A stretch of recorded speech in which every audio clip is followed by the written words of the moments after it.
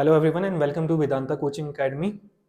My name is Jeevan Kumar and मैं आपकी history class लेने वाला हूँ आज। और हिस्ट्री में हम जो टॉपिक करने वाले हैं वो है इंडस वैली सिविलाइजेशन, आपका आईवीसी। देखिए, इंडस वैली सिविलाइजेशन की बहुत ज़्यादा इंपॉर्टेंट है और रेलेवेंस भी है क्वेश्चन के लिए। आजकल जो आपका ट्रेंड बना हुआ है मोस्टली उसमें हिस्ट्री में आपके यही क्वेश्चन पूछे जाते हैं। फॉर एंशिएंट हिस्ट्री से उनका जो एक ओरिएंटेशन है वो ज़्यादा हो गई है एंड जो झुकाव है वो भी ज़्यादा है, तो आपका इन टॉपिक से बहुत सारे क्वेश्चन भी पूछे जा रहे हैं। तो इंडस वैली सिविलाइजेशन में हम सबसे पहले बात करेंगे इसकी डिस्कवरी की। जो डिस्कवरी वाला काम है, देखिए 1853 में हम स्टार्टिंग से करेंगे। 1853 में जब आपके अलेक्जेंडर कनिंघम थे, उनको यहाँ पर एक सील डिस्कवर की जाती है उनके द्वारा, है ना। लेकिन उस समय इसकी अलेक्जेंडर कनिंघम के द्वारा,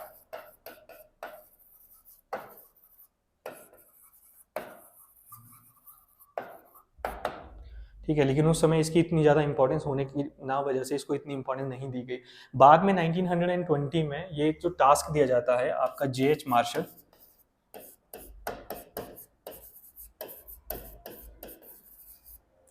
कि उनको ये जो प्रोविंस में आपके हड़प्पा और मोहनजोदाड़ो,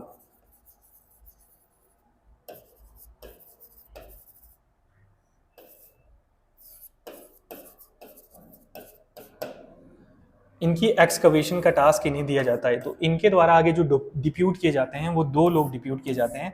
पहले थे आपके आरडी बनर्जी, और जो दूसरे हैं वो हैं आपके दयाराम साहनी।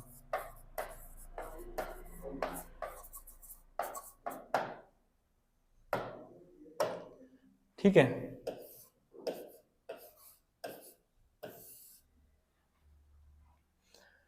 आरडी बनर्जी और दयाराम साहनी के द्वारा। तो जो पहली साइट है हड़प्पा, उसकी खोज की जाती है आपकी वो थे आपके दयाराम साहनी के द्वारा।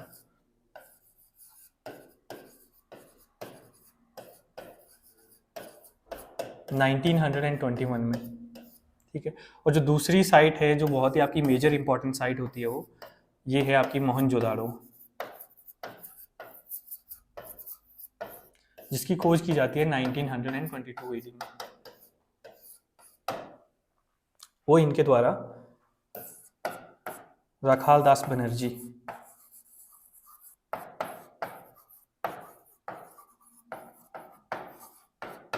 1922 एडी में। बाकी और भी इसकी बहुत सारी साइट है जो कि ग्रेजुअली जिनकी डिस्कवरी की जाती है, जो जिनकी एक्सकवेशन चली है।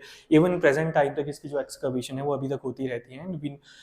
Over the passage of time हमारा जो इसका नॉलेज बेस है about the Indus valley civilisation वो अभी भी एक्सटेंड होता ही जा रहा है। तो इसमें फर्दर सी इन्फॉर्मेशन है जो कि ऐड होती रहती है, लेकिन कुछ एक जो है ये तो आपकी परमानेंट ही है। बाद में अगर कुछ चेंजेस होते हैं तो हम उसको भी इंक्लूड कर लेंगे, बिकॉज ये जो है वो एवरलास्टिंग अभी भी इसका चला हुआ है। तो इसकी जो फेजेस की हम बात करते हैं कि इंडस वैली सिविलाइजेशन का जो फेज था वो कब से कहाँ तक था, ठीक है। जो पीरियड इसका टाइम पीरियड रहता है, देखिए मोस्टली जो आपके हिस्टोरियन है वो कहते हैं कि जो प्री हड़प्पन फेज है वो 3200 बीसी से लेकर के 1700 बीसी तक ये माना जाता है जो हड़प्पा सिविलाइजेशन का आपका फेज है, ठीक है। इसमें आपका अर्ली फेज भी आएगा, इसमें आपका अर्ली फेज आएगा, फिर दूसरा इसमें आपका मैच्योर फेज आएगा, फिर जो तीसरा है वो आपका आएगा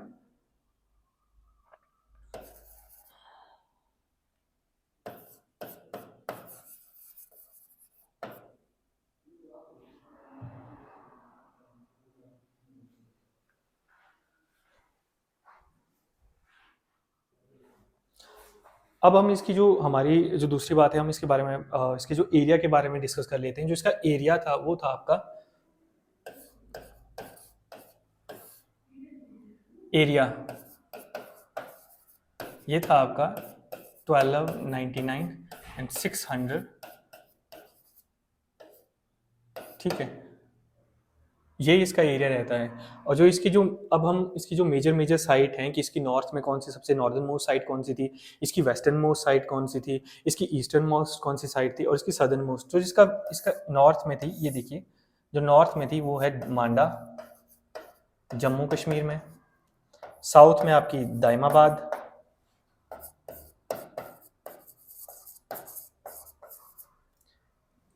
वेस्ट में हमारी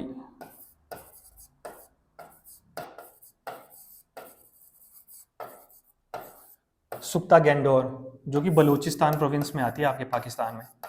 बलूचिस्तान प्रोविंस में आती है ये, ऑफ पाक, ईरान के बिल्कुल बॉर्डर के पास। और जो ईस्ट में है वो ईस्टर्न मोस्ट इसकी साइट आलमगीरपुर, ये आपके उत्तर प्रदेश में है।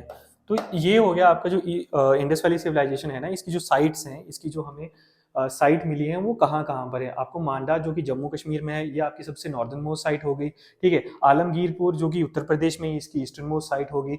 और जो साउथ में आपकी दाइमाबाद जो कि महाराष्ट्र में है, ये आपकी होगी सदर्न मोस्ट साइट। और जो वेस्टर्न मोस्ट है वो है सुख्ता गंडोर, जो कि आपकी बलूचिस्तान प्रोविंस ऑफ पाकिस्तान में है, अभी प्रेजेंट टाइम बलूचिस्तान में आती है ये पाकिस्तान में, ठीक है। और यहीं से आपका है ना जो इसका एक्सटेंट है, यहीं से आप मान सकते हो कि इंडस वैली सिविलाइजेशन की शुरुआत पे हुई थी, क्योंकि इस रीजन में आपको सबसे पहले एग्रीकल्चर एक्टिविटी इसी रीजन में देखने को मिली थी, वो थी आपकी न्यूलिथिक फेज में। तो जब अगर आपने पुरानी क्लासेस देखी होंगी तो उसमें हमने वाइडली डिस्कस करा हुआ है ये कि न्यूलिथिक सोसाइटी जो आपका स्टोन एज था उससे कैसे ये वे पेव करती है इंडस वैली सिविलाइजेशन के लिए। एक तो इसको हम रिवरिन सिविलाइजेशन भी बोल सकते हैं कि जो आपकी सिंधु नदी है, या जो भी आपकी मेजरली रावी नदी है, चाहे वो यहाँ पर भोगावर रिवर आपकी गुजरात में है, जो लोथल आपकी साइट है, जो आपकी सतलुज रिवर के ऊपर आपकी रोपड़ जो कि पंजाब में है, ठीक है। मोस्टली जितने भी ये इसके एक्सटेंट थी, जितनी भी ये साइट है, वो सारी रिवर्स के ऊपर ही बसी हुई है, इसीलिए इसको रिवरियन सिविलाइजेशन के नाम से भी जाना जाता है, ठीक है। दूसरा क्या होगा हमारा, यहाँ पर हम इसकी बात कर लेते हैं, हम इसकी साइट्स के बारे में बात कर रहे थे, ठीक है। हमने एक्सटेंट के बारे में पढ़ लिया कि जो इसका एरिया है वो 12,906 स्क्वायर किलोमीटर है, ठीक है। और इसकी नॉर्दर्न मोस्ट साइड कौन सी, सदर्न मोस्ट साइड कौन सी है। फिर हमने ये देख लिया कि इसका जो डिस्कवरी का टास्क है वो J.H. मार्शल साहब को 1920 में दिया जाता है। उनके द्वारा 2 आर्कियोलॉजिस्ट डिप्यूट किए जाते हैं फर्दर, कौन से आपके एक तो दयाराम साहनी जी और दूसरे कौन से थे, राखालदास बनर्जी, जिन्होंने आपकी खोज करी है, जो कि आपके मोस्ट इंपॉर्टेंट हड़प्पन साइट्स हैं। कौन सी, हड़प्पा 1921 बाई दयाराम साहनी के द्वारा, और जो 1922 में किसके द्वारा, राखालदास बनर्जी के द्वारा, जो सेकंड मोस्ट इंपॉर्टेंट जो कि मोहनजोदाड़ो है, उस साइट की डिस्कवरी जो लार्जेस्ट भी थी आपकी अर्लियर, लेकिन अब तो वो आपकी राखीगढ़ी हो गई जो कि हरियाणा में है, वो लार्जेस्ट साइट को मानते हैं इसकी, ठीक है। तो हम साइट्स के बारे में भी फर्दर डिस्कस करेंगे, लेकिन अब जाते हैं जो कि इंडस वैली सिविलाइजेशन को कैसे डेफिनिशिएट करता है। उस समय की सिविलाइजेशन जैसे कि आपकी इजिप्शियन है, इसकी पैरेलल में जो इसके साथ साथ ही ग्रो करी हुई है, इजिप्शियन सिविलाइजेशन होगी और मेसोपोटामियन सिविलाइजेशन होगी। तो देखिए उससे पहले 19 अर्ली जब इसकी डिस्कवरी नहीं की गई थी, तब तक आपकी जो इजिप्शियन सिविलाइजेशन वो सबसे एडवांस मानी जाती थी। क्यों मानी जाती थी, क्योंकि उस समय के जो पिरामिडिकल स्ट्रक्चर उन्होंने उस सिविलाइजेशन ने खड़े किए थे, उसको देखते हुए वो एक एडवांस सिविलाइजेशन का उसका दर्जा मिला हुआ था। लेकिन जब इसकी डिस्कवरी होती है इंडस वैली की 1920 में, तो वो टाइटल इंडस वैली सिविलाइजेशन को दे दिया जाता है। उसके लिए 2 कारण आपके रिस्पॉन्सिबल थे। फर्स्ट वन वाज, पहला आता है आपका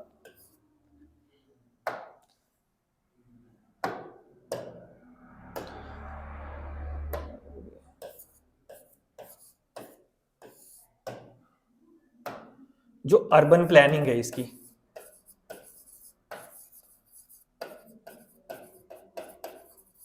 अब इसका मैं थोड़ा सा डिस्कस कर लूँ आपके साथ। जो इंडस वैली सिविलाइजेशन है, आपको इतना तो, सिंधु घाटी सभ्यता है, आपको इतना तो पता ही होगा कि ये एक अर्बन बेस्ड सिविलाइजेशन थी, मतलब सारी सिविलाइजेशन थी वो शहरी सिविलाइजेशन थी, ठीक है।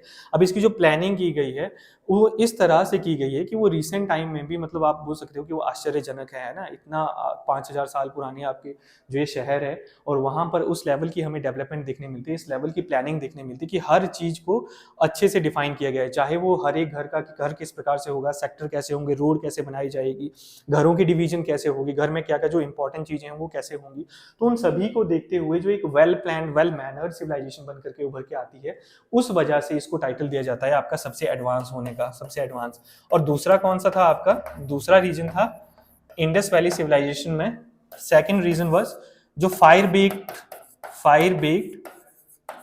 बेक्ड आपकी जो ब्रिक यूज की गई हैं।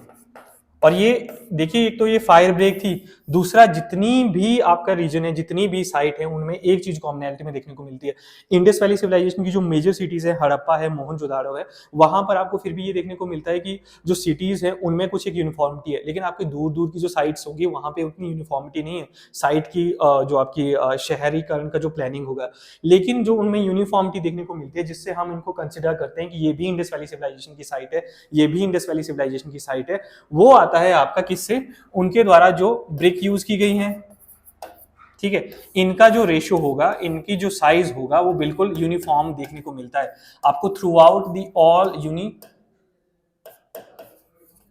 जो साइड इनका साइज है वो यूनिफॉर्म है आपको throughout the every side, हर एक साइड में। अब इसमें जो ब्रिक का रेशियो है वो है 4/2/1। ये काफी इंपॉर्टेंट चीज है, ये प्लीज आप लोग याद रखना। 4/2/1 इसका मतलब क्या है कि इसकी जो लेंथ है, इसकी जो विड्थ है और इसकी जो हाइट है वो क्या होगी, 4/2/1 होगी, और ये यूनिफॉर्म है throughout Indus valley civilization. दूसरा क्या था, इनके द्वारा जो वेट एंड मेजरमेंट यूज की गई वो भी आपकी वेट एंड मेजरमेंट वो भी यूनिफॉर्मिटी, उसमें भी आपको यूनिफॉर्मिटी देखने को मिलती है। ठीक है, थर्ड क्या था आपका, जो इनके द्वारा पॉटरी एंड सील्स बनाई गई उनमें भी आपको यूनिफॉर्मिटी देखने को मिलती है। जो पॉटरी एंड जो सील्स हैं उनमें भी